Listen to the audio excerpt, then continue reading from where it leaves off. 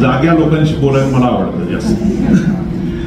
माझा विषय असा आहे की ऐतिहासिक चित्रपट आणि त्याच्या संदर्भाने निर्माण झालेले वाद. संपतराव पार्लेकर इथं आहेत, काळे सर इथं आहेत, त्यामुळे दोन चांगले अभ्यासक या विषयावरचे इथं उपलब्ध आहेत. तरी सुद्धा मी माझे विचार मांडण्याची तुमच्या पुढे हिंमत करत आहे. प्रामुख्याने दोन गोष्टी मला तुमच्याशी बोलायच्या. एक, छत्रपती शिवाजी महाराज हे नाव न ऐकलेलं कोणी आहे का? असेल तर त्यांनी बाहेर जायला हवं. आणि दुसरं, छत्रपती संभाजी महाराज हे नाव न ऐकलेलं कोणी आहे का? आपण पहिल्यांदा या दोन महापुरुषांवरती निर्माण झालेले सिनेमे आणि त्या संदर्भाने निर्माण झालेले वादंग बघू. त्याच्या आधी फक्त मी 5 मिनिटं तुम्हाला भारतीय चित्रपट सृष्टीची एकूणातली कामगिरी काय आहे किंवा दादासाहेब फाळकेंपासून निर्माण झालेली भारतीय चित्रपट सृष्टी कशा पद्धतीने कार्यरत झाली आणि हाऊ इट इज डेव्हलप हे मी तुम्हाला सांगतो. प्रामुख्याने ज्या वेळेला आपण विचार करतो तेव्हा हिंदुस्थाननी या क्षेत्रामध्ये प्रचंड मोठी प्रगती केलेली आहे. 1901 ते 1920 चा कालखंड जर आपण बघितला तर या कालखंडामध्ये जगामध्ये फक्त प्रगत राष्ट्रांमध्ये म्हणजे अमेरिका, इंग्लंड आणि फ्रान्समध्ये चित्रपट तयार होत होते. आशिया खंडामध्ये सगळ्यात पहिला चित्रपट जो तयार झाला तो भारतातल्या किंबहुना महाराष्ट्रातल्या माणसांनी तयार केला आणि त्याचं नाव होतं राजा हरिश्चंद्र. बरोबर. चित्रपट कसला आहे हा? ऐतिहासिक आहे. हा लक्षात. म्हणजे या संपूर्ण विषयाची जी बॅकग्राऊंड आहे या 3 शब्दांशी निगडीत आहे. 1, चित्रपट. 2, तो ऐतिहासिक आहे. 3, तो निर्माण करणारा माणूस महाराष्ट्रातला आहे. आता हा जो चित्रपट पहिल्यांदा निर्माण झाला तो बोलपट नव्हता, मूकपट होता. ज्याला आपण डॉक्युमेंटरी असं म्हणतो त्या पद्धतीचा चित्रपट होता. 1913 मध्ये राजा हरिश्चंद्र आला त्यावेळेला जपानमध्ये फक्त पहिल्या महायुद्धाच्या काही पहिल्या 6-7 एपिसोडवरती एक प्रसंग सुरू झालेला होता आणि तोही डॉक्युमेंटरी स्वरूपात होता. जपान त्या काळामध्ये आपल्यापेक्षा प्रगत नव्हता हे सांगण्याचं कारण आहे, हे लक्षात ठेवा. जे दादासाहेब फाळकेंनी केलं ते जगातलं एक वेगळं सरकार आणि त्या देशामध्ये कोणीतरी चित्रपट निर्माण करते ही गोष्टच अत्यंत क्रांतिकारी होती.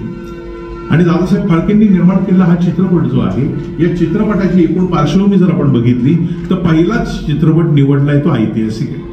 आता तात्पुरता आपण फाळक्यांना बाजूला ठेवू, त्याच्यानंतर राजा हरिश्चंद्राला बाजूला ठेवू, छत्रपती शिवाजी महाराजांनाही बाजूला ठेवू आणि आपण आपला विचार करू. आपल्याला काय आवडतं साधारण प्रत्येकाला? तर आपल्याला आपल्या स्वतःच्या इतिहासात डोकवायला आवडतं. प्रत्येकाने घरी गेल्यानंतर ह्या वाक्याचा मनाशी विचार करून बघा. मी म्हणतोय त्यात काही अतिशयोक्ती आहे का? प्रत्येकाला स्वतःच्या इतिहासात, स्वतः राहतो त्या गावाच्या इतिहासात किंवा महाराष्ट्राच्या इतिहासात डोकवायला आवडतं. पहिल्या माणसापासून आजपर्यंत जे चित्रपट निर्माण होताना आपल्याला दिसत आहेत त्यातले विषय किंबहुना तेच आहे. म्हणजे 1932 ला पहिल्यांदा शिवाजी महाराजांवर एक चित्रपट आला, 1933 ला सिंहगड नावाचा एक चित्रपट आला. हे चित्रपट जर आपण बघितले तर आपल्याला असं लक्षात येईल की त्यावेळेला तंत्रज्ञान प्रगत नसताना सुद्धा अत्यंत मोठी आणि महनीय कामगिरी अशी या लोकांनी केलेली. ज्या ज्या वेळेला आपण या चित्रपटांकडे पाहतो त्यावेळेला आपल्याला असं लक्षात येतं की या चित्रपटांचं ऐतिहासिक मूल्य तर मोठं आहेच आहे, पण या चित्रपटांनी 1913 पासून आजपर्यंत समाज घडवण्याचं एक अत्यंत मोठं काम केलेलं आहे. त्याचं उदाहरण तुम्हाला लगेच लक्षात यावं म्हणून मी तुम्हाला वेगळं उदाहरण देतो. ऐतिहासिक उदाहरण थोडी बाजूला ठेवूया. आज आपण आपल्या समाजामध्ये जर बघितलं तर आमच्या समाजाचे विशेष करून तरुण वर्ग जो आहे या तरुण वर्गाचे जे आदर्श आहेत ज्याला आपण आयडॉल असं म्हणतो, हे आयडॉल कोण आहे? तर ते चित्रपटात काम करणारे हिरो आहेत. सलमान खान, आमिर खान आणि अजून कोण उरलेले खान आहेत ते खान आपल्याला आवडायचं काय कारण आहे? त्याला काय असं त्यांनी समाजासाठी केलेलं आहे? एक प्रश्न गेली 10 वर्ष भारतामध्ये सातत्याने वेगवेगळ्या मंचांवरून विचारला जातोय की अमिताभ बच्चननी असं काय केलं म्हणून त्याला एका चित्रपटाचे 80 कोटी रुपये तुम्ही देता आणि जो आमच्यासाठी स्वातंत्र्य मिळाल्यानंतर सातत्याने आमच्या सीमा रक्षण करण्यासाठी लढतोय त्याला तुम्ही काय देता?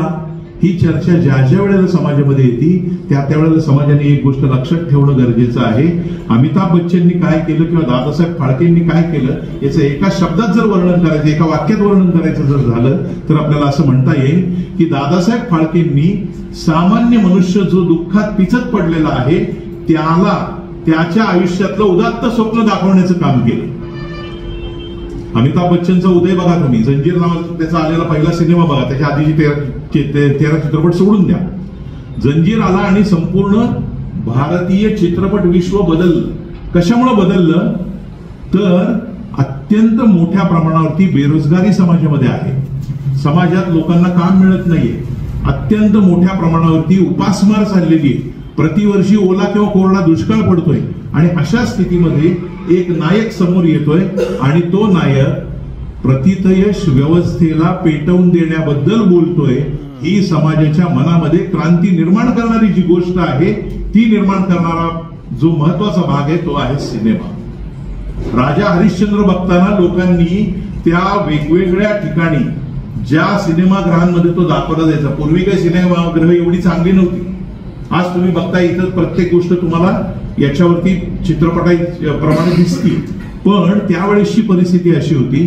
राजा हरिश्चंद्र किंवा शिवाजी महाराजांवर आलेला पहिला सिनेमा जो होता तो राजा शिवछत्रपती बघण्यापूर्वी लोक घरनं नारळ आणून हळद कुंकू वाहून त्या पडद्याची पूजा करायची.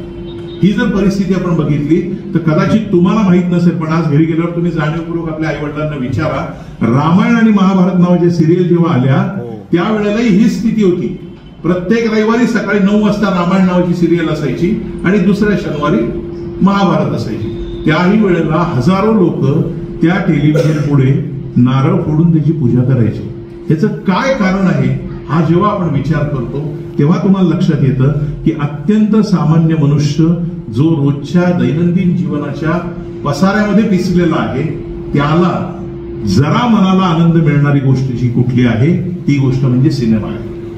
राजा हरिश्चंद्र पासून आजपर्यंतची सिनेमांची स्टोरी जी आहे ती लोकांना आकर्षित का करते तर याच कारणासाठी आकर्षित करते. तुम्हाला प्रत्येकाला असं वाटतं की नाही मनामध्ये की आपला देखील सहभाग समाजातला चित्रपटाच्या हिरो प्रमाणे असावा. चित्रपटातला जो हिरो असतो तो सगळं अवास्तव असतं, त्यातलं वास्तव काही नाहीये. किंबहुना याच जर कंपॅरिझन करायचं झालं तर आज गेली 10 वर्ष जो चर्चेत आमच्या समाजात विषय आहे की आमच्या सैनिकांना आम्ही का पूजत नाही.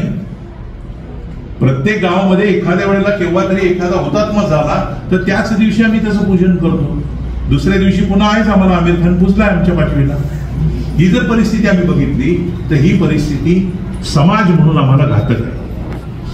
बरोबर उलटी स्थिती तुम्हाला सांगतो. जपानमध्ये इथं चव्हाण सर बसलेत, मी आणि चव्हाण सर जपानमध्ये 6 वर्षापूर्वी एका कॉन्फरन्ससाठी गेलो होतो. जपानमध्ये दुसऱ्या महायुद्धामध्ये एक 6 ऑगस्टला आणि दुसरा 9 ऑगस्ट 1945ला ज्या शहरांवरती अणुबॉम्ब पडले त्यातलं हिरोशिमा नावाचं जे शहर आहे ते जवळपास 80% शहर बेचिराख झालं. बेचिराख कशाला म्हणतो आपण, तो बेचिराख शब्द नाहीये, बेचिराग हा उर्दू शब्द आहे. बेचिराग म्हणजे काय, ज्या गावामध्ये रात्री दिवा पेटत नाही ते गाव म्हणजे बेचिराग झालेलं गाव. हा बेचिराग झालेला जो गाव होता त्यांनी आहे तशा पद्धतीने जपलेला आहे. 6 मजली इमारती, त्यावेळेस जपानचं जे वैभव होतं त्या इमारती निम्म्या अणुबॉम्ब मध्ये उद्ध्वस्त झालेल्या जशाच्या तशा त्यांनी जपून ठेवलेल्या आहेत. आणि आमच्या सुदैवानी एक गाईड बाई आम्हाला, वयोवृद्ध गाईड बाई आम्हाला मिळाल्या होत्या. त्या बाई आम्हाला सांगत होत्या त्या संपूर्ण हिरोशिमामध्ये त्या दिवशी अणुबॉम्ब पडल्यानंतरची काय परिस्थिती होती. आणि त्या बाई स्वतः जपानच्या राजघराण्याच्या वारस होत्या. ज्या वेळेला आपण चित्रपट म्हणतो त्यावेळेला हिरोशिमावरती निघालेला 1946 मधला जो चित्रपट आहे, 45 मध्ये हिरोशिमाचा नाश झाला. संपूर्ण हिरोशिमाचं चित्रण केलेला जो सिनेमा होता तो पोलन्स्की नावाच्या एका जगप्रसिद्ध चित्रपट दिग्दर्शकांनी काढलेला सिनेमा होता. जपानमध्ये आजही 100मध्ये एक मूल ज्याला हृदयाचे ठोके किंवा ज्याला आपण पाल्पिटेशन म्हणतो. तुम्ही कधी डीजे ऐकलाय का मोठ्या आवाजात? डीजे ऐकल्यावर काय होतं आपल्याला, धडधड व्हायला लागली. ती गोष्टींचं सामान्य माणसाच्या जीवनाशी एक अन्योन्य साधारण नातं आहे. प्रत्येक सामान्य माणसाच्या मनामध्ये काही इच्छा असतात की ज्या तो प्रत्यक्ष जीवनात कधीच पूर्ण करू शकत नाही. अमिताभ बच्चन हा संपूर्ण जगाचा हिरो केव्हा झाला तर तो फक्त डोळ्यामध्ये अँगर घेऊन राग घेऊन आला आणि त्यांनी सांगितलं ही समाज व्यवस्था मी आता पेटवून देणार. त्यावेळेला तो नायक आपला वाटायला लागला. आता आपण आपल्या रिअल दोन नायकांकडे वळूया, छत्रपती शिवाजी महाराज आणि छत्रपती संभाजी महाराज. छत्रपती शिवाजी महाराजांवरती 1932 पासून आजपर्यंत जवळपास 26 चित्रपट आलेले आहेत. त्यातला पहिला चित्रपट जो आहे तो राजा शिवछत्रपती नावाचा चित्रपट आहे. तो राजा शिवछत्रपती नावाचा जो चित्रपट आहे हा चित्रपट अशा पद्धतीचे वादंग होण्यापूर्वीचा चित्रपट आहे. वादंग केव्हा व्हायला लागले? गेल्या 15-20 वर्षापासून व्हायला लागले. किंवा चित्रपटातला पहिला वादंग केव्हा झाला? तुम्हाला जर नीट याचा अभ्यास करायचा असेल तर अतिशय साधी आणि सोपी गोष्ट आहे. अनिल कपूर आणि रवीना टंडन नावाचे जे दोन हिरो हिरोईन आहेत त्यांच्या एका चित्रपटामध्ये गाणं होतं, हा मुझे प्यार हुआ अल्लाह मियां. त्याच्यावरनं पहिल्यांदा संघर्ष भारतामध्ये झाला. धार्मिक संघर्ष ज्याला आपण म्हणतो तो संघर्ष इथं झाला आणि त्या सर्व चित्रपटगृहांमध्ये जिथं जिथं तो सिनेमा लागला होता ती चित्रपटगृह किंवा त्याचे पडदे पेटवले गेले. त्याचं एक्सप्लेनेशन नंतर दिलं गेलं. इमाम बुखारींना तो चित्रपट बघायला बोलवलं आणि मग इमाम बुखारींनी त्याला क्लीन चिट दिली आणि तो चित्रपट पुन्हा त्या गाण्यासह दाखवला गेला.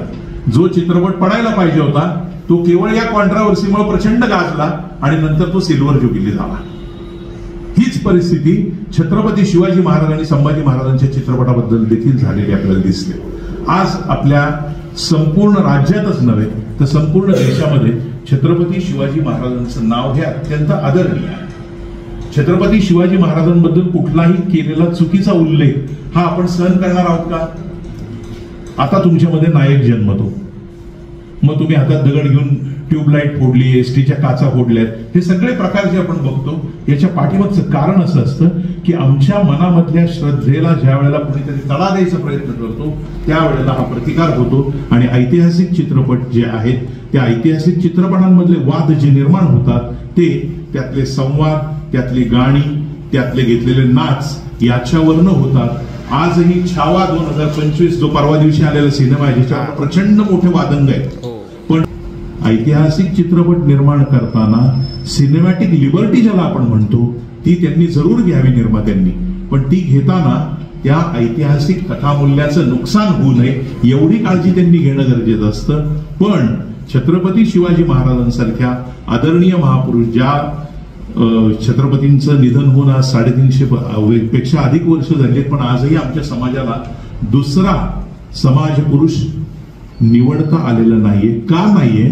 तर छत्रपती शिवाजी महाराज हे काळाच्या आधी जन्मलेले राजे होते आणि नुसतं तेवढंच नाही तर आज जे राज्यकर्ते त्यांच्या नावाने राजकारण चालवतात त्यांच्यामध्ये छत्रपतींचे 1% गुण जरी आले तरी हा महाराष्ट्र अधिक चांगला चालेल अशी परिस्थिती आज असताना ज्या वेळेला आपण या सगळ्या चित्रपटांसंदर्भातले वाद बघतो त्यावेळेला आपल्याला असं लक्षात येतं की जो महाराष्ट्राच्या दृष्टिकोनातून आदर्श पुरुष आहे त्याच्यावरती चुकीची टिप्पणी होता कामा नये.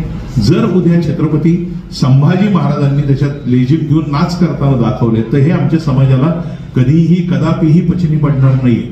हा बरोबर आहे की त्यानंतर येणारा जो सीन आहे त्या चित्रपटातला तो संभाजी महाराजांचा हाल करून जे औरंगजेबाने त्यांना मारलेला आहे तो सीन अधिक इफेक्टिव्ह आहे, पण तो आम्ही केव्हा पाहणार? हा आधी नाच आमच्या दृष्टिकोनातनं कट झाल्यानंतरच आम्ही बघणार ना. यासाठी ऐतिहासिक चित्रपट निर्माण करताना त्याचं कथानक हे चांगला इतिहास जाणणाऱ्या माणसाकडून आणि ज्याच्यातनं कुठलेही संघर्ष समाजात निर्माण होणार नाहीत अशा पद्धतीने ते होणं गरजेचं असतं.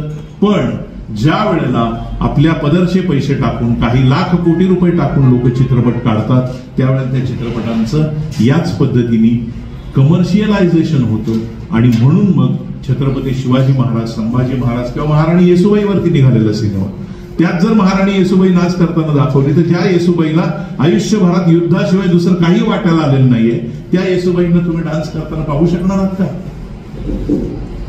छत्रपती हे आमचं आराध्य दैवत आहे. आम्ही आमच्या आराध्य दैवताला उद्या जर रस्त्यावरती नाच करताना पाहिलं तर ते आमच्या पचनी नाही पडणारी गोष्ट. हे अत्यंत साधं आणि सोपं याच्या पाठीमागचं गमक आहे. मात्र जागतिक पातळीवरती कोणताही प्रसिद्ध दिग्दर्शक या इतिहासाच्या प्रेमापासून लांब गेलेला नाही. ह्याची काही उदाहरणं आपण बघूयात आणि मग आपण पुढे जाऊया. पुन्हा छत्रपती संभाजी आणि शिवाजी महाराजांकडे आपण वळणार आहोत. ज्या वेळेला जगातली वेगवेगळी उदाहरणं बघतो त्यावेळेला एक उदाहरण इंग्लंडमध्ये जन्मलेल्या रिचर्ड ॲटनबरोचं उदाहरण घेणं आपण गरजेचं आहे. रिचर्ड ॲटनबरो सारख्या माणसांनी आयुष्यभर केवळ आणि केवळ महात्मा गांधींच्या वरती निर्माण झालेल्या पुस्तकांचा अभ्यास केला. किती वर्ष केला? 26 वर्ष केला. 26 वर्ष ॲटनबरोनी अभ्यास केला आणि मग त्यांनी महात्मा गांधी या चित्रपटाची निर्मिती करायचं ठरवलं. ती निर्मिती करताना त्यांनी भानू अथय्यांपासून ते भारतातल्या गुलजार पर्यंत सगळ्यांची वेगवेगळी चर्चा केली आणि हे स्क्रिप्ट हिंदीमध्ये कसं इफेक्टिव्ह होईल याचा वेगळा प्रयत्न केला. The Gandhi in English and the Gandhi in Hindi is two different than each other. इंग्रजी मधला गांधी चित्रपट संपूर्णपणाने वेगळा आहे आणि हिंदीतला गांधी चित्रपट संपूर्णपणाने वेगळा आहे. हे दोन्ही चित्रपट जेव्हा तुम्ही बघाल त्यावेळेला मी तुम्हाला काय सांगतोय हे लक्षात घ्या. इंग्रजी चित्रपट घेताना त्यांनी संपूर्ण ऍक्सेंट हा युरोपियन घेतलेला आहे.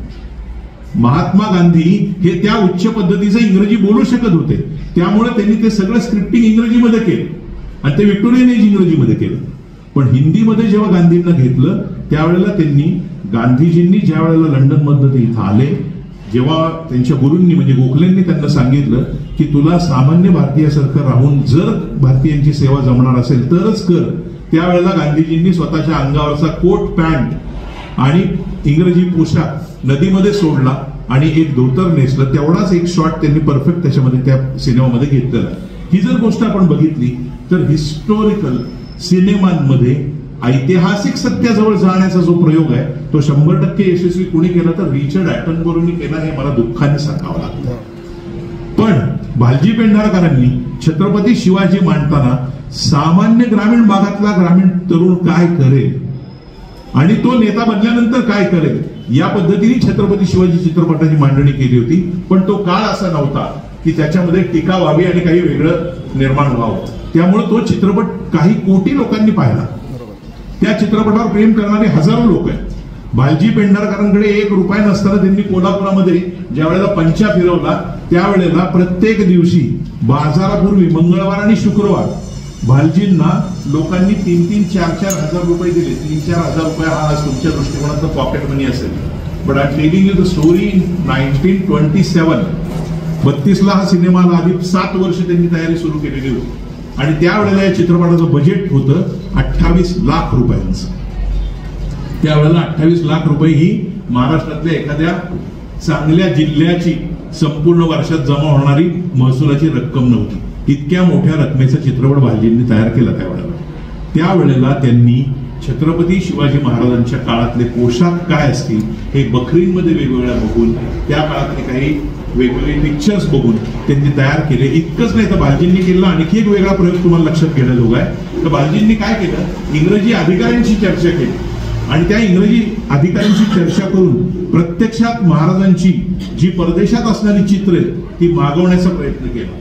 आज तुमच्याकडे प्रत्येक गोष्ट तुम्हाला व्हॉट्सअपवरती इझी उपलब्ध आहे. त्यावेळेला तसं काही नव्हतं. झेरॉक्सही नव्हतं. झेरॉक्सचा शोध सुद्धा 1960 नंतर लागला.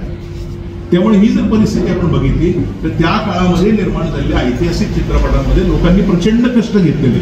अर्थातच भालजी पेंढारकरांना स्वतःला छत्रपती शिवाजी महाराजांबद्दल आणि संभाजी महाराजांबद्दल प्रेम होतं म्हणून त्यांनी ते चित्रपट काढले. पण तरी सुद्धा महाराष्ट्राची अभिरुची जी निर्माण झाली ती भालजींच्या चित्रपटाबरोबर आहे, ती आजच्या संजय लीला भन्साळीच्या चित्रपटाबरोबर नाही. संजय लीला भन्साळी चित्रपट काढताना तद्दन व्यापारी चित्रपट काढतात की त्याच्यातलं फक्त आणि फक्त योग्य नफाच झाला पाहिजे. नफा होण्याच्या दृष्टिकोनातनं जर संभाजी महाराजांना नृत्य करताना दाखवलं तर त्याच्यावरनं महाराष्ट्र पेटेल यात काही विशेष नाही. संभाजी महाराज हे आमच्यासाठी धर्मवीर आहेत. संभाजी महाराज हा प्रत्येक महाराष्ट्रातल्या तरुण तरुणीसाठी काय आहे तर ज्यांनी धर्मासाठी स्वतःचा जीव वेचलेला आहे असा आमचा आदर्श राजा आहे. आणि त्याला जर आम्ही अशा पद्धतीने विकृत काही करताना बघितलं तर ते आमच्या पचनी पडणारी गोष्ट नाही आहे. पण सिनेमॅटिक लिबर्टी या नावाखाली जे लोक हे करतायत त्याला कुठेतरी आळा बसला पाहिजे. कालच सुदैवाने महाराष्ट्र राज्याच्या मुख्यमंत्र्यांनी हे जाहीर केलंय की यापुढे ऐतिहासिक चित्रपट निर्माण करणाऱ्या कुठल्याही माणसाला त्याची स्टोरी आधी शासनाकडे दिली पाहिजे आणि शासनाचं चित्रपट महामंडळ जे आहे ती स्टोरी तपासून त्याला ग्रीन मार्क जोपर्यंत देत नाही तोपर्यंत तो चित्रपट त्याला तयार करता येणार नाही. हा काल आम्हाला शेवटी निर्णय करावा लागला. गेल्या 10 वर्षातली जर परिस्थिती तुम्ही बघितली तर गेल्या 10 वर्षातले चित्रपट तुम्हाला नाव सांगताना मला थोडा रेफरन्स बघायला लागणार आहे, कारण ते जे चित्रपट आहेत त्याची नावं किंवा ते चित्रपट मी स्वतः पाहिलेलं नाही, म्हणून मला ती नावं इथनं बघावी लागणार. मगाशी मी तुम्हाला सांगितल्याप्रमाणे 1932-33 मध्ये राजा शिवछत्रपती हा पहिला चित्रपट आला, जो जयप्रभा नावाच्या स्टुडिओने प्रभाकर चित्रपट कंपनी भालजी पेंढारकरांनी तयार केला होता. भालजींनी त्याच्यामध्ये अतिशय कष्ट घेतले. शिवाजी महाराजांचा पोशाख काय, त्यांच्या सरदारांचा पोशाख काय, त्यांच्या सैन्याचा पोशाख काय आणि सामान्य मराठी माणसाचा पोशाख काय, याच्यावरती प्रचंड वेगळा अभ्यास करून त्यांनी ते केलं. याचा अर्थ काय आहे तर त्या दिग्दर्शकाला या संपूर्ण गोष्टीबद्दल अत्यंतिक प्रेम होतं. त्याच्यानंतरचा चित्रपट पुन्हा शिवाजी महाराजांवर आला, तो चित्रपट 20 वर्षांनी आला. 1952 मध्ये राजा शिवछत्रपती हा चित्रपट आला. तो चित्रपट निर्माण करणारी जी माणसं होती त्यात 1933 ला व्ही शांतारामनी प्रभातच्या तर्फे जो सिंहगड नावाचा चित्रपट काढला, त्यातली बरीचशी टीम त्यावेळेला होती आणि या लोकांनी अतिशय कष्ट घेऊन हे चित्रपट काढले. पण 1970 पूर्वी शिवाजी महाराज किंवा संभाजी महाराज यांच्या नावाने कुठलाही वाद महाराष्ट्रामध्ये झालेला नव्हता. 70 नंतरचे जे चित्रपट आहेत त्या प्रत्येक चित्रपटासंदर्भाने वाद झालेला आपल्याला दिसतो. त्यातली काही उदाहरणं तुम्हाला देतो. 2022 मध्ये हर हर महादेव नावाचा एक सिनेमा आला. त्याच्यानंतर 1981 मध्ये बाल शिवाजी नावाचा सिनेमा आला. हा बाल शिवाजी म्हणजे छत्रपती शिवाजी महाराजांनी लहान असताना केलेले वेगवेगळे निवाडे जे त्यांनी जिजाऊंच्या समवेत केलेले होते. त्यामुळे त्या चित्रपटाचं हिस्टॉरिकल रायटिंग जे होतं ते रायटिंग अतिशय चांगल्या पद्धतीने झालेलं होतं. त्यामुळे त्यात कुठला वाद निर्माण होण्याचं कारण नव्हतं. मात्र नंतरच्या कालावधीमध्ये 2022 ला आलेला जो सिनेमा आहे जो मराठी राज्याबद्दलचा आहे त्याच्यावरनं सुद्धा प्रचंड मोठे वादंग झालेले आपल्याला दिसतात. या भूमिका करणारी जी माणसं आहेत ती किती जिवंत झाली याची 2 उदाहरणं मी तुम्हाला देतो. यदा कदाचित एवढ्या गेल्या 6-7 महिन्यामध्ये तुम्ही वेगवेगळ्या जाहिरातींमध्ये राम आणि सीतेची भूमिका करणारी माणसं बघितलेलं असेल. तर राम आणि सीतेची भूमिका करणारी जी माणसं होती ती माणसं हजारो लोक त्यांच्या रोज पाया पडायला यायची. आणि ते शूटिंग कुठे झालं होतं? अनुसूयाताई वाघ यांच्या एका अतिशय जव्हार नावाच्या किनाऱ्यावरती, की जिथं लोक तोपर्यंत जात नव्हते. जसं अनेक वेळेला मी चित्रपटाबद्दल बोलताना लोकांना सांगतो, मनोज कुमारनी साईबाबा प्रसिद्ध केला तोपर्यंत साईबाबा लोकांना माहित नव्हतं. यातलं ऐतिहासिक सत्य तुम्हाला शोधायचं असेल तर तुम्ही केव्हाही बघा. 1958 पूर्वी साईबाबा नावाचं कोणी शिर्डीमध्ये होतं हे लोकांना माहित नव्हतं. शिर्डीतल्या लोकांनाच माहित.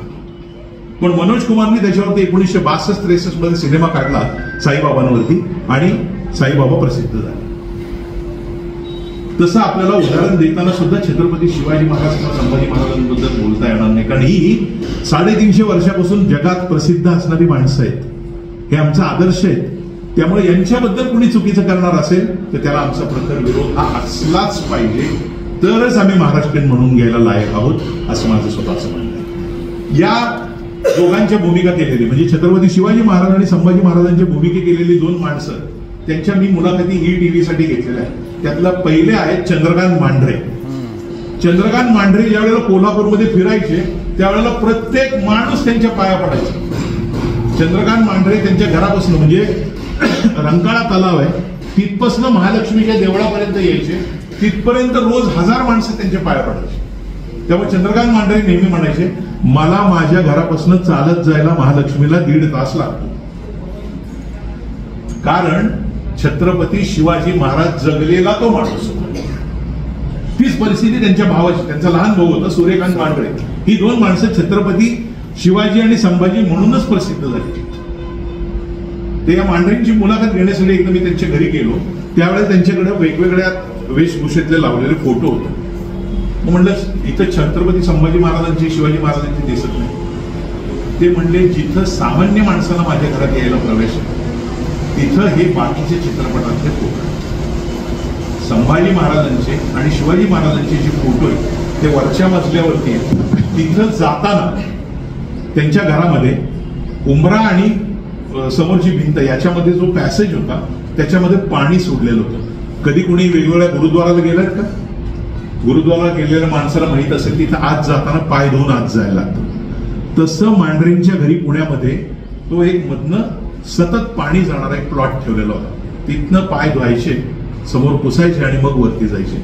आणि वरती गेल्यानंतर असं लक्षात आलं माझ्या, जवळपास 750 मोठी 3x3 ची पिक्चर्स ही तिथं लावलेली होती, जी छत्रपती संभाजी महाराज आणि शिवाजी महाराजांच्या भूमिकेत ती दोघं भावंड होती. ती आजही ती पुणे कॉर्पोरेशनच्या एका अत्यंत मोठ्या म्युझियम मध्ये आहे. तुम्ही बघितलंय मला वाटतं त्या दिवशी.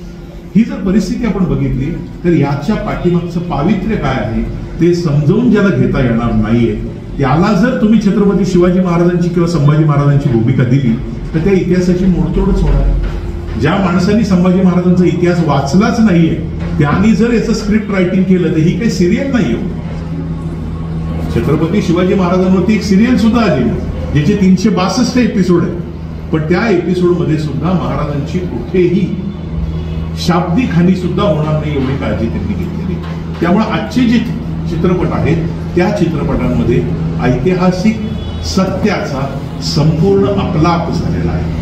मगाशी मॅडमनी जो वरती उल्लेख केला जोधा अकबर हा संपूर्ण तद्दन व्यापारी चित्रपट, त्याच्यामध्ये काही मोहिंजोदरो सिनेमा जर कोणी बघितलेला असेल तर त्या चित्रपटामध्ये ऐतिहासिक सत्य .1 सुद्धा नाही.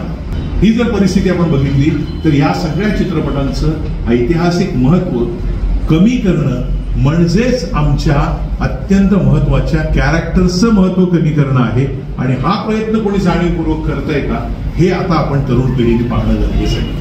राजा गोपीचंद नावाचा एक चित्रपट होता ज्याच्यावरनं पहिल्यांदा हिंदी चित्रपटावरनं वाद झाले. राजा गोपीचंद चित्रपट ज्या वेळेला आला त्यावेळेला एका समाजाने म्हणजे राजपूत समाजाने सांगितलं गोपीचंदच्या आयुष्यावरती तुम्ही घेतलेले तद्दन एपिसोड चुकीचे आहेत. राजा गोपीचंद आयुष्यात असं कधीही वागलेले नाही. आणि तिथनं खऱ्या अर्थाने ऐतिहासिक चित्रपटांबद्दलची जागृती आमच्याकडे निर्माण झाली.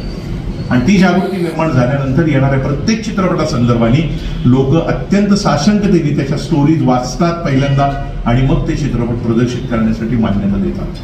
आता जगाच्या पाठीवर कुठेही महाराष्ट्रीयन मनुष्य गेला तरी त्याला छत्रपती शिवाजी महाराज आणि संभाजी महाराज हे आदर्शच असणार आहे. त्यामुळे त्यांच्याबद्दल चुकीचं बोलणाऱ्या माणसाला आम्ही दय करणार नाही त्याची, मग तो कुणीही असू द्या. एक उदाहरण फ्रान्स मधलं देतो आणि तुम्हाला मग वेगळ्या विषयाकडे पुन्हा वळतो. फ्रान्समध्ये एका छोट्या दैनिकाने पहिल्यांदा एक व्यंगचित्र छापलं. त्या व्यंगचित्रावरनं संपूर्ण फ्रान्स पेटला आणि आजची फ्रान्सची जी बिघडलेली परिस्थिती आहे ते त्या व्यंगचित्राचं कारण आहे. संपूर्ण तरुण समाजाने सांगितलं हे जर अशा पद्धतीने असेल तर हा समाज आमच्या इथे नको. ही परिस्थिती फक्त तरुण वर्गच निर्माण करू शकतो. त्यामुळे तुमची जबाबदारी अधिक वाढलेली. तुम्हाला काय करणं गरजेचं आहे की यापुढे कुणीही छत्रपती शिवाजी महाराज आणि संभाजी महाराज यांच्यावर चित्रपट काढायचा असेल तर त्याला महाराष्ट्र राज्याच्या सांस्कृतिक मंडळाची मान्यता घेतली पाहिजे. चित्रपट निर्माण करण्यापूर्वी महाराष्ट्र राज्याचं जे चित्रपट निर्मिती मंडळ आहे ज्याच्याकडनं त्याला अनुदान दिलं जातं त्याची मान्यता घेतली पाहिजे आणि मगच तुम्ही त्याच्यावर चित्रपट काढला पाहिजे. या चित्रपटातले अनेक प्रसंग असे आहेत की ज्याच्यामध्ये आता शिवाजी महाराज विट्टी दांडू खेळलेत का नाही हे तुम्हाला मला माहित असण्याचं काही कारण नाही, कारण शिवाजी महाराजांचा कालखंड खूप जुन्या काळी आणि जे आमच्याकडे ऐतिहासिक दस्तावेज उपलब्ध आहेत त्या दस्तावेजांमध्ये महाराजांनी त्यांच्या मातोश्रींच्या म्हणजे जिजाऊंच्या मदतीने केलेले अनेक न्यायनिवाडे जे आहेत ते करताना महाराज 7व्या-8व्या वर्षी आपल्याला दिसत आहे. याचा सोपा आणि अतिशय साधा अर्थ असा आहे की छत्रपती शिवाजी महाराज हे स्वतंत्र बुद्धीचे आणि अत्यंत या राज्याच्या किंवा या संपूर्ण प्रदेशाच्या मुक्ततेसाठी निर्माण झालेला महापुरुष आहे. ही गोष्ट जर आम्ही मान्य केली तर मग आम्हाला त्या इतिहासाकडे वेगळ्या अँगलने बघण्याचं कारण उरत नाही. जगामध्ये असे अनेक राष्ट्र आहेत. उदाहरणार्थ नेपोलियनचं उदाहरण तुम्हाला माहित असेल कदाचित, काळे सरांना माहिती असेल. नेपोलियनच्या एक केस त्याला जिथं अल्बा बेटावरती ठेवलं होतं त्या 15 वर्ष जी शिक्षा झाली होती त्या ठिकाणी एक त्याचा केस ठेवलेला आहे, डोक्याचा एक केस ठेवलेला आहे. त्याच्यावरनं संशोधन करून फ्रान्समध्ये 26 वर्षामध्ये नेपोलियनवरती वेगवेगळी 300 पुस्तकं आहेत. आज आमच्याकडे या पद्धतीने करण्यासाठी कुठलीही गोष्ट उपलब्ध नाही. कारण छत्रपती शिवाजी महाराजांच्या मृत्यूनंतर औरंगजेबाने मराठा मुलूक जिंकता येत नाही म्हणून सगळे किल्ले जाळले. त्या सगळ्या किल्ल्यांवरती छत्रपती शिवाजी महाराजांच्या कालावधीत उपलब्ध असणारी सगळी कागदपत्र जाळली गेली. त्यामुळे आज आम्ही 100% महाराजांच्या जन्माबद्दल मिळालेले सगळे कागदपत्र खरे आहेत असंही म्हणू शकत नाही आणि सगळे कागद खोटे आहेत असंही म्हणू शकत नाही. कारण ते कुठे जेधेकरीने सापडलेले, कुठे ते आणि जाधवांकडे सापडलेले, कुठे आणि पुरंदरच्या टाकांकडे सापडलेले. ही जर परिस्थिती आपण बघितली तर या सर्व ठिकाणी याचं ऐतिहासिक पुनर्संशोधन होणं गरजेचं आहे. पण ऐतिहासिक पुनर्संशोधन छत्रपती शिवाजी महाराज आणि संभाजी महाराजांच्या बाबतीत जो कोणी विकृत पद्धतीने करू इच्छित आहे तो इतिहास संशोधक आम्हाला मान्य नाही. ही महाराष्ट्राची भूमिका असली पाहिजे आणि ती अत्यंत महत्वाची आहे. म्हणून मी तुम्हाला सांगतोय, फक्त या दोनच विभूतींवरती मी आज बोललोय. काही उदाहरणं तुम्हाला देणार आहे आणि मग मी एक 10 मिनिटांनंतर थांबवेल. आता उदाहरणार्थ द लेजंड ऑफ भगतसिंग नावाचा एक सिनेमा आला. याच्यावरनं पंजाबमध्ये प्रचंड वादंग निर्माण झाले आणि पंजाबमध्ये 112 बसेस जाळल्या गेल्या. का जाळल्या गेल्या तर सनी देओलचा हा सिनेमा होता द लेजंड ऑफ भगतसिंग 2002. त्याच्यामध्ये भगतसिंगांनी केलेलं जे काम होतं त्याच्याबद्दल ऑब्जेक्शन नव्हती, त्याच्या संवादांबद्दल ऑब्जेक्शन होतं. अनेक ठिकाणी त्यांनी ब्रिटिशांच्या पुढे माघार घेतानाचे जे संवाद होते त्याला समाजाने विरोध केला आणि पंजाबी कुठलाही मनुष्य भगतसिंगला या स्वरूपात स्वीकारणार नाही असं सांगितलं. दिग्दर्शकांनी काय केलं, राजकीय पुढाऱ्यांची मदत घेतली आणि पंजाबमध्ये त्याचं चित्रीकरण स्थगित केलं आणि बाकी सर्व ठिकाणी तो चित्रपट दाखवला. इतिहासाच्या अज्ञानामुळे महाराष्ट्रात देखील तो चित्रपट तसाच चालला. किंबहुना लोकांनी भगतसिंगला त्या स्वरूपात स्वीकारलं. ही सुद्धा भगतसिंगच्या आयुष्यात त्यांनी जो केलेला त्याग आहे त्याची हार आहे. या दृष्टिकोनातून जेव्हा आपण या प्रश्नाकडे पाहतो त्यावेळेला मला असं लक्षात येतं की या प्रश्नांचं एक वेगळं महत्व आहे. ऐतिहासिक दृष्टिकोनातून ज्याच्यात सत्यता नाही तो चित्रपट आम्हाला नाकारता आला पाहिजे, पाहिला नाही पाहिजे. तानाजी द अनसंग वॉरियर नावाचा एक सिनेमा आहे. त्या सिनेमामध्ये तानाजी जर रोमांस करताना दाखवला, ज्या माणसांनी आयुष्यभर फक्त घोड्यावर घालवलेलं आहे त्या माणसाला तुम्ही रोमांस करताना कसं पाहू शकाल? तानाजी म्हणजे काय 1970 नंतरचा हिरो नाहीये चित्रपटाचा. तानाजी हा ऐतिहासिक काळातलाच आम्हाला दिसला पाहिजे ना. तानाजी आणि उदयभानची जी लढाई दाखवलेली आहे त्याच्यात उदयभान झालेला माणूस आहे आपला, काय नाव आहे त्याचं, करीना कपूरचा नवरा काय, हा, तुम्हाला जवळ आणण्याचा प्रयत्न आहे. तर ही जर गोष्ट आपण लक्षात घेतली तर एक ज्याचा अतिशय योग्य पद्धतीने पराभव तानाजींनी केला असं खाफी खान लिहितो, त्यावेळेला इथं तानाजीला मारताना जर आम्ही उदयभानला बघणार असू तर आम्ही तो चित्रपट नाही पाहायला पाहिजे. कारण तो चित्रपट इतिहासाचं विकृतीकरण दाखवतोय. जो एक मुसलमान इतिहासकार खाफी खान हा औरंगजेबाच्या पदरी असलेला पेड सर्वंट आहे. तो जेव्हा लिहितोय की उदयभानचा पराभव झालेला आहे त्यावेळेला उदयभान तानाजीचा हात तोडताना दाखवलेला आम्ही का पाहायचा नाही पाहायला पाहिजे आम्ही. ही जर गोष्ट आपण लक्षात घेतली तर हे 2000 पासून 2025 पर्यंत निर्माण झालेले इतिहासातले किंवा इतिहासातल्या वेगवेगळ्या पात्रांवरचे चित्रपट आहेत. ते चित्रपट अत्यंत चुकीच्या ऐतिहासिक आधारावरती आहेत.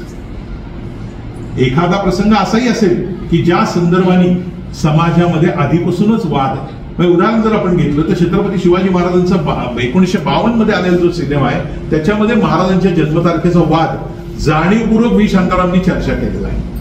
इतकं मोठं आराध्य दैवत महाराष्ट्राचं असताना याच्या संदर्भाने आम्ही का वादंग करतो? त्यावेळेला त्यांनी एक्सप्लेनेशन देताना असं सांगितलेलं आहे की मराठ्यांच्या वेगवेगळ्या बखरी ज्या आमच्याकडे आहेत त्या बखरींमध्येच महाराजांची जन्मतारीख एका ठिकाणी 27 आहे आणि एका ठिकाणी 30 आहे. तेही सामान्य माणसापर्यंत पोहोचावं यासाठी केलेला हा खटाटोप आहे. म्हणजे तिथे इतिहासाचं विकृतीकरण नाहीये पण त्याला आधार देण्याचा प्रयत्न केलेला आहे. आणि म्हणून या प्रश्नांकडे जेव्हा आम्ही बघतो त्यावेळेला आम्हाला असं लक्षात येतं की इतिहासाबद्दल प्रेम वाटणारे जसे आपण सर्वसामान्य माणसं आहोत तसेच अत्यंत प्रतिभाशाली दिग्दर्शक जे जगातले त्या सगळ्यांना इतिहासाबद्दल प्रेम वाटतं आणि म्हणून या आणि अशा पद्धतीच्या व्यक्तिरेखांवरती चित्रपट निघतात. आता मगाशी मी तुम्हाला सांगितलं तो 100% मोहिंजोदडो नावाचा चित्रपट जो आहे तो काल्पनिक. त्याच मोहिंजोदडोची री ओढून आत्ताच्या 10 वर्षात निर्माण झालेले सगळे चित्रपट जे आहेत ते सिनेमॅटिक लिबर्टीचा चुकीचा फायदा घेतात आणि इतिहासातल्या अत्यंत महत्वाच्या पात्रांची बदनामी करण्याचा प्रयत्न करतात. आणि म्हणून ऐतिहासिक चित्रपट आणि वाद हे सध्याचं नवं समीकरण ताजं आहे. परवाच 2 दिवसापूर्वी चित्रपट छावा संभाजी महाराजांच्या जीवनावरचा जो झालेला आहे त्यातले काही प्रसंग अतिशय उत्तम चित्रित झालेले, पण म्हणून काही विकृत प्रसंग आम्ही स्वीकारणं ही आमची मानसिकता असता कामा नये या दृष्टिकोनातून आपण सर्व तरुणांनी या चित्रपटांकडे पाहावं असं वाटतं. जगभरामध्ये या पद्धतीची झालेली जी कामगिरी आहे त्याच्यातल्या आणखी 2 चित्रपटांवरती मी बोलेन आणि मग थांबेन. हिरकणी नावाचा एक 2021 मध्ये चित्रपट आलाय. बरोबर. आता इतिहासाचं कोण आहे का इथे विद्यार्थी?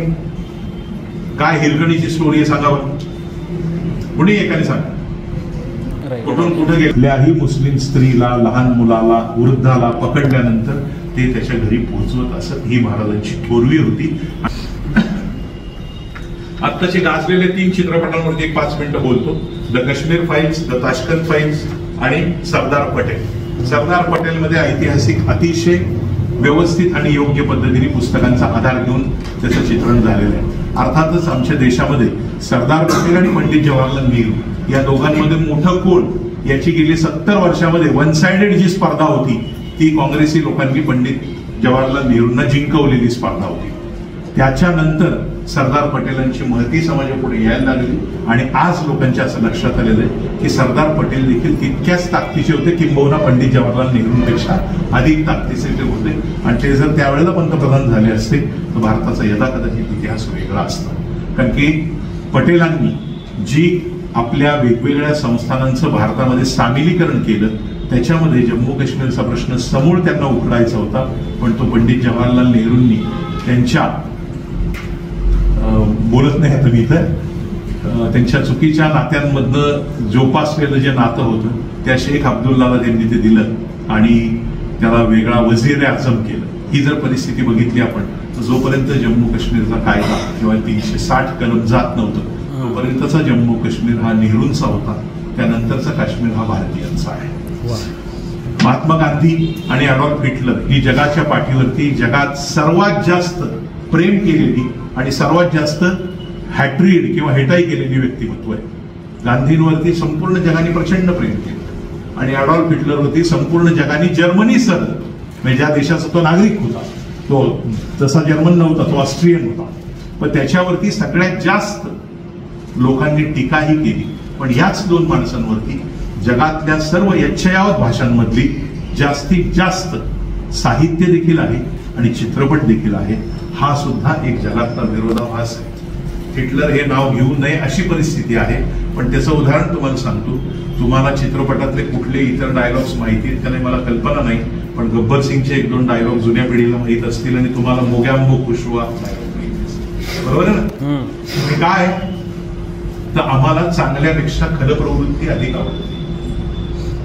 बॉबी नावाचा सिनेमा कोणी जर बघितला असेल तर माणूस एका दृष्टिकोनामध्ये आपल्याबद्दल किती राग निर्माण करू शकतो याचं उदाहरण म्हणजे प्रेम चोप्रा आहे. प्रेम प्रेम नाम है मेरा एवढ्या एका वाक्यामध्ये जगातली सगळी निंदा त्यांनी आपल्या वाट्याला आणली. किंवा अजून एक मुलाखत मी घेतलेली सांगतो तुम्हाला. निळू फुलेंची मी मुलाखत झी टीव्ही साठी घेतली होती आणि झी टीव्हीला घेतलेली ती निळू फुलेंची जी मुलाखत होती, निळू फुले आमच्याशी गप्पा मारत होते पुण्याच्या बालगंधर्व रंगमंदिरमध्ये. त्यावेळेस ते म्हणाले आता माझं वय झालंय, आम्हाला कळलं असं का निळू भाऊ म्हणतात. ते म्हणले आताही मी पाटलाच्या भूमिका करून बलात्कार करावे असं जर लोकांना वाटत असेल तर आणि माझं फिजिक तरी बघा म्हटलं. निळू फुलेंचा विरोध फार वेगळा होता. पण ही जर परिस्थिती तुम्ही लक्षात घेतली तर एक अत्यंत सच्छील असणारा मनुष्य. निळू फुलेंनी त्यांची मुलगी आहे गार्गी, आता सिनेमामध्ये काम करते किंवा चित्रपट काढती. निळू फुलेंनी त्यांच्या मुलीवर सुद्धा एकदाही आरडाओरडा केलेला नाही, इतका सज्जन मनुष्य. पण चित्रपटांमध्ये त्यांनी केलेल्या भूमिकांमुळे निळू फुलेचं शूटिंग गावात आहे म्हटल्यानंतर एकही आई आपल्या मुलीला बाहेर जाऊ द्यायची नाही, जेणेकरून आपल्या मुलीचा नाश करायला हा इथं आलाय. एवढी एखाद्या भूमिकेतनं माणूस टीका निर्माण करू शकतो किंवा मिळवू शकतो याचं हे उदाहरण आहे. आणि दुसरं उदाहरण आहे प्राणचं. प्राण सुद्धा ज्या ज्या गावामध्ये जात असे तिथं त्याला लोक दगड मारत असत. ही त्या भूमिकेची पावती. ऐतिहासिक दृष्टिकोनातून पुन्हा एकदा लक्षात घ्या, आम्हाला प्रत्येक महाराष्ट्रीयन माणसाला छत्रपती शिवाजी महाराज, छत्रपती संभाजी महाराज किंवा जिजाऊ यांच्यावर निर्माण होणारा कुठलाही चित्रपट यानंतरच्या कालावधीमध्ये वादंग विरहित निर्माण व्हावा आणि ऐतिहासिक सत्य समोर ठेवून निर्माण व्हावा, त्यात सत्यापलाप होऊ नये या दृष्टिकोनातनं आपल्याला काही करता आलं तर आपण करावं. याच्या बरोबर एक शेवटचं 2च मिनिटं घेतो आणि थांबतो. 2 मिनिटं का घेतो तर तुम्हाला आधी एखादा मुद्दा लक्षात यावा म्हणून. जगामध्ये ज्या पद्धतीने इतिहासावर प्रेम करणारे अनेक मोठे रोमन पोलस्की पासून ते आमच्या संजय लीला भन्साळीपर्यंत आणि आमच्या भालजी पेंढारकरांपासून प्र के अत्र्यांपर्यंत जी अनेक वेगवेगळे दिग्दर्शक झाले, या दिग्दर्शकांप्रमाणेच एक अत्यंत चांगली तरुणी मेघना गुलजार, नाव ऐकलं असेल तुम्ही तर, राखी आणि गुलजारची मुलगी, या मेघना गुलजारने काढलेले 3-4 चित्रपट आहेत. त्यातला एक चित्रपट आहे राजी. बघितलाय कोणी? आता सांगतो. आपली प्रसिद्ध हिरोईन रणबीरची बायको काय, रणवीर, काय नाव आहे? राजीची हिरोईन कोण?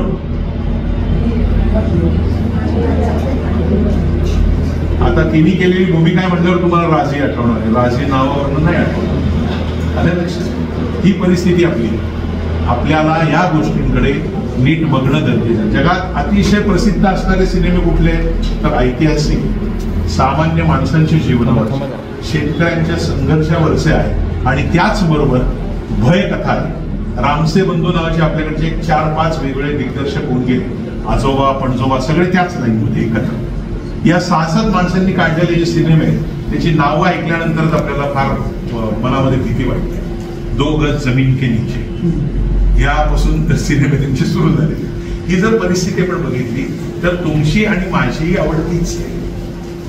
पण आपण सामान्य माणसं आहोत. तुम्हाला आणि मला काय आवडतं की जे जगामध्ये सहजतेने घडणार नाहीये ते बघायला आम्हाला आवडतं. स्लम डॉग मिलेनियर नावाचा सिनेमा जर कोणी बघितला नसेल तर जरूर बघा, कारण तो भारताचा 3रा सिनेमा आहे ज्याला ऑस्कर मिळाला. ऑस्कर हा जगप्रसिद्ध सिनेमाविषयी मिळणारा किताब आहे. महात्मा गांधी चित्रपटाला पहिल्यांदा मिळाला, त्यानंतर सलाम बॉम्बेला मिळाला आणि त्यानंतर या स्लम डॉग मिलेनियरला मिळाला. घाटकोपरच्या एका झोपडपट्टीत राहणाऱ्या मुलांनी जगावरती मिळवलेलं संपूर्ण औद्योगिक साम्राज्याचं राज्य म्हणजे काय, त्याची स्टोरी म्हणजे स्लम डॉग मिलेनियर. हे जर आपण लक्षात घेतलं तर सामान्य माणसाच्या आवडीमध्ये इतिहास, भयकथा आणि गुप्तहेर कथा असतात.